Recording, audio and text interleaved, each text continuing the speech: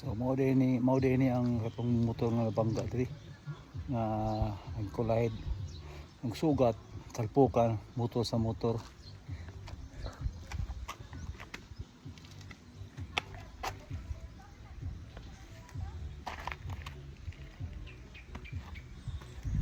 Naguba gyud ang motor diri sa hitabo diri sa Barangay Kapulayan.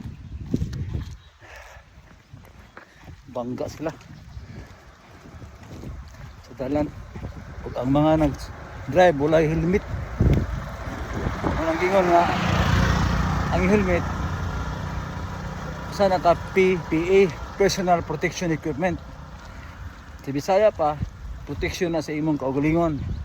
Bisan dili pa mag-required ang HPG, ang LTO nga magsuot og helmet nga magsakay og motor.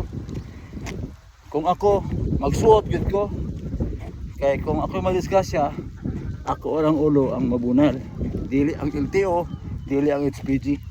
So importante gyud kayo nga magsuot ka og helmet inig sakay nimo sa motor. Bisan na ka sa probinsya, kaya maingon ang uban nga ari ko mag-helmet kay naara ko diri sa probinsya ga tuyok-tuyok ang dalan. Mingon sila nga ang disgrasya dili baluan pero malikayan. Mo nang kadaghanan nga mga disgrasya diri sa motorbike. Ang ikamatay gyud mabuak ang ulo kay mabunal man. Mo nang gangyo na ko mga katawhan nga kung magsakay mo og motorbike, pagsuot mo og helmet para mutaas ang inyong kinabuhi ug ma-enjoy ninyo ang kuansad kanang mga rides o kada sa kusog mapadagan.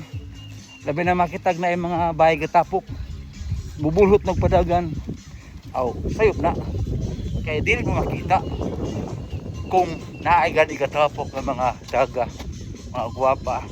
Inahinay lang magpadagan sa motor para makita mo nila nga ay kagwapo sa kadala sa motor. Dili lang pag mulabay sa daghang dalaga bubulot ng hong niya abot sa nahan namumo diri ay diyan lang nahibaluan nga siya man tong nilabay sa tuwa kusog. Asa naman ron? Wala na. Sayang wag gap natin kiti. Mo nangitabo.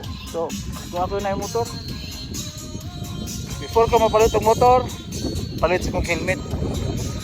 Kaya ang helmet mas importante sa motor. Ora to, amping-amping na sa dalan. Aron dili ta magkadisgrasyahan diri sa dalan.